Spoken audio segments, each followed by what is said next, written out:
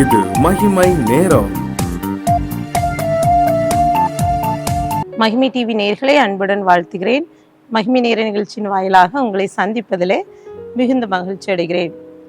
இன்றைக்கும் நீதிமொழிகள் காட்டும் நீதியின் பாதைகள். இங்கே வசனம் சொல்கிறது, நீதிமொழிகள் 10:4, சோம்பர் கையால் வேலை செய்கிறவன் ஏழையாவான், சுறுசுறுப்புள்ளவன் கையோ செல்வத்தை உண்டாக்கும்.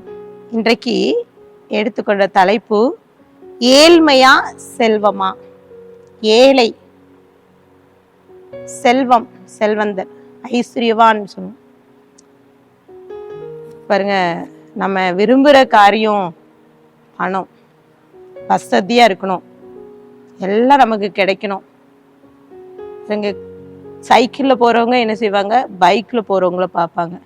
பைக்கில் போறவங்க காரில் போறவங்க அதை விட மேலே. இப்படிதான் நம்மளுடைய வாழ்க்கை பயணம் சென்று கொண்டு இருக்கிறது. இங்க நீதிமொழிகளிலே குறிப்பிடப்படுகிறது, ஏழை, இந்த சோம்பர் கையால் வேலை செய்கிறவன் ஏழை. நிறைய அப்படி அங்கு போடப்பட்டிருக்கிறது. ஆனால் நீதிமொழிகள் இன்னொரு வசனம் சொல்கிறது, நீதிமொழி 13:23, ஐஸ்வர்யவானுடைய பொருள் அவனுக்கு அரணான பட்டணம், ஏழைகளின் வறுமையோ அவர்களை கலங்க பண்ணும். சிலர் கேட்பாங்களா, நான் ஏன் ஏழையா பிறந்தேன்? பணக்காரா இருக்கிறவங்க பணக்காரங்களா இருக்கிறாங்க, பிறக்கும் போதே பணம், திருமணம் முடிஞ்சா அங்கேயும் அவங்களுக்கு பணம், சந்தோஷமா இருக்காங்க. ஆனா கஷ்டப்படுறவங்க கஷ்டப்பட்டுட்டே இருக்கணுமா? இதுக்கு கர்த்தர் ஏன் இப்படிலாம் பாகுபாடு பார்க்குறாங்க? ஏழை பணக்காரன் அப்படிங்கிற ஒரு காரியத்தை இந்த உலகத்துல கொண்டு வந்துட்டாங்களேன்னு சொல்லுவோம். நிறையருக்கு கேள்வி இருக்குது. எனக்கு சமீபமா ஒரு காரியம் என் மனதுல அப்படியே பதிந்த காரியம். நாங்கள் சிறு பிள்ளையாக இருக்கும்போது, நான் ஒரு ஸ்ட்ரீட்ல ஒரு வியாபாரி, எப்பவும் வியாபாரம், அவர் வித்தியாசமாக வியாபாரம் செய்வார்.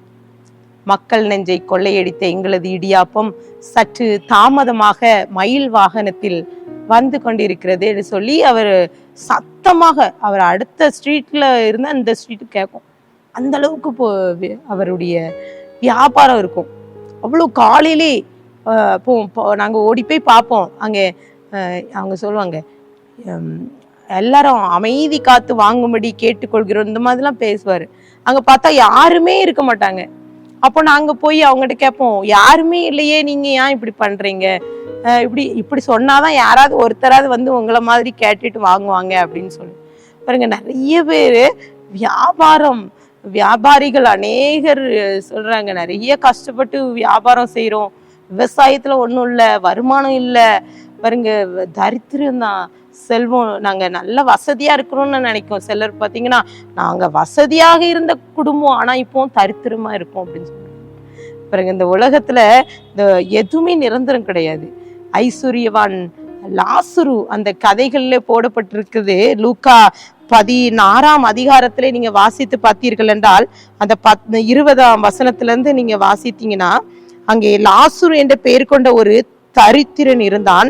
அவன் பருக்கள் நிறைந்தவனும் அந்த ஐஸ்வர்யவனுடைய வாசல் அருகே அவன் இருக்கிறான். அவன் கீழே மிஞ்சி தின்னு போட்ட அந்த பொருளை சாப்பிட்டுட்டு இருக்கான். ஐஸ்வர்யவான் இருக்கான், அங்கே தரித்திரன்னு இருக்கிறான். அந்த சம்பவத்தை கர்த்தர் சொல்றாரு. அங்க போடப்பட்டிருக்கிறது 21, அவனுடைய மேஜையிலிருந்து விழும் துணிக்கையிலே தன் பசியை ஆற்ற ஆசையா இருந்தான், நாய்கள் அவன் பருக்களை தின்னு நக்கினதான். அந்த கீழே கிடங்க பொருள் கூட அவனுக்கு கிடைக்கல, ஏதோ போனா போதுன்னு அவன் வாழ்ந்துட்டு இருக்கான், எப்படியோ வாழணும்ட்டு. ஆனால் அவன் இருவரும் மரித்து விடுகிறார்கள். அங்கே நடக்கிற சம்பவம் என்னன்னா, இப்போ 22 பின்பு அந்த தரித்திரன் மரித்து தேவதூதரால் ஆபிரகாமுடைய மடியிலே கொண்டு போய் விடப்பட்டான். ஆனால் ஐஸ்வர்யவான் அங்கே மரித்து அடக்கம் பண்ணப்பட்டான், அவன் பாதாளத்திலே போய் விழுகிறான். இங்கே எதற்காக இந்த வசனத்தை, இந்த காரியத்தை நான் சொல்றேன்னா, இந்த ஐஸ்வர்யமோ இந்த ஏழையோ, இந்த உங்களுக்கு வசதி இல்லைன்றாலும் அது உங்களை பரலோகம் கொண்டு சேர்க்காது. நீங்க செய்கின்ற காரியங்கள் கர்த்தர் அதை கவனித்துக் கொண்டிருக்கிறார். இதுதான் ஏழ்மையா செல்வமா? நம்ம எதை செலக்ட் பண்ணுவோம்? நம்ம எல்லாம் என்ன நினைக்கிறோம்னா, சிலர் பார்த்தீங்கன்னா சர்ச்சில் போவாங்க, சர்ச்சில் போயிட்டு அவங்க ஸ்டேட்டஸ் பார்ப்பாங்க. அவங்களுக்கு ஸ்டேட்டஸ்க்கு யார் இருக்காங்களோ அங்கதான் பேசுவாங்க, அப்படிதான் இருப்பாங்க.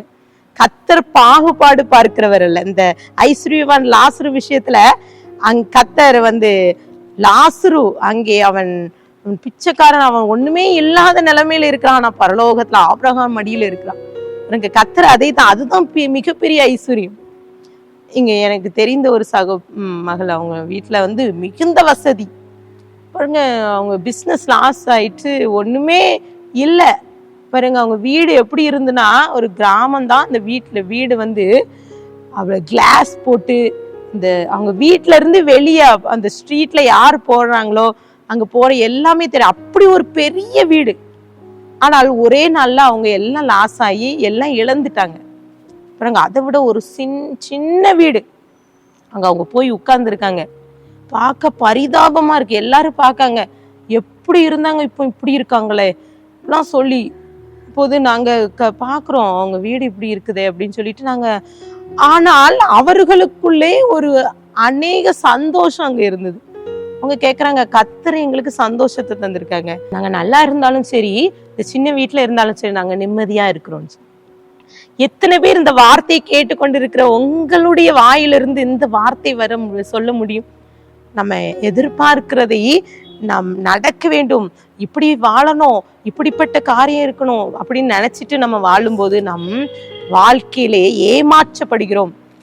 இன்னைக்கு ஐஸ்வர்யன் லாசரு கதையிலே கர்த்தர் பாகுபாடு பார்க்கிறவர்ல. நம்ம கூட சில நேரங்கள்ல இஎம்ஐல நிறைய வட்டிக்கு நிறைய பொருளை வாங்கி அதுக்கு செலுத்த முடியாம நிறைய பேர் கஷ்டப்படுறாங்க. பொருளை அட்வான்ஸா வாங்கிடுறது. அப்புறம் என்ன செய்வாங்க, அதுக்குள்ள பணத்தை கெட்ட முடியாது, ஏன்னா சுகபோகமா வாழணும். அப்படிதான் நம்ம வாழ்ந்து கொண்டு இருக்கிறோம். நிறைய பேர் வாழ்க்கை இழந்து தவிக்கிறோம். காரணம், நம்ம ஐஸ்வர்யவானா இருக்கணும்னு நினைக்கிறோம், ஆனா ஏழையா இருக்கிறத நம்ம விரும்புறதில்லை. கர்த்தன்றைக்கு அந்த சமூகத்துல ஒப்பு கொடுக்குமா? ஐஸ்வர்யத்தை, கனத்தை, நிலையான பொருள் கர்த்தர்கிட்ட இருந்து கர்த்தர் நமக்கு அதை தருவார். கண்களை மூடி ஜெபிக்கும். அன்பின் பரலோக தகப்பனை ஸ்தோத்திரிக்கிறோம். இந்த வேலையிலே கூட கர்த்தாவே எங்களோடு பேசியிருக்கீங்க. இங்கே செல்வமா ஏழையா அங்க காரியத்திலே நாங்கள் எதை விரும்புகிறோம்? நீதிமொழிகளிலே அநேக காரியங்கள் குறிப்பிடப்பட்டிருக்கிறது. நாங்கள் உண்மையே முன்னிறுத்தி நீங்க எங்களுக்கு ஐஸ்வர்யம், கனம், நிலையான பொருளை எங்களுக்கு தருவீங்க. அந்த நிச்சயத்தை நாங்கள் பெற்றுக்கொள்ள நீங்க கிருபை தாங்க. நம்முடைய கரத்திலே கொடுக்கிறேன், தாழ்த்துகிற எருமையாக்கிறேன், மீட்பர் மூலம் கேட்கிற பிதாவே, ஆமென்.